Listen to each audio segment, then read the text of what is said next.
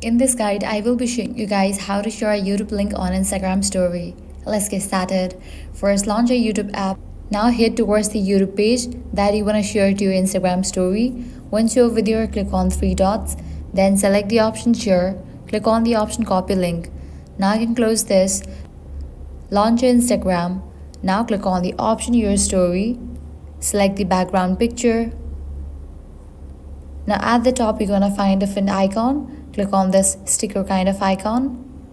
Now different options will appear. Click on the option of link.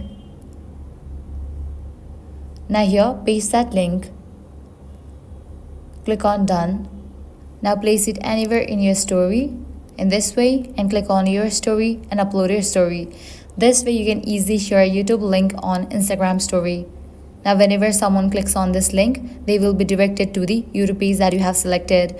So that's all for this video. This way you can easily share a YouTube link on Instagram story. If this guide helped you out, do not forget to like, share and subscribe. Thanks for watching.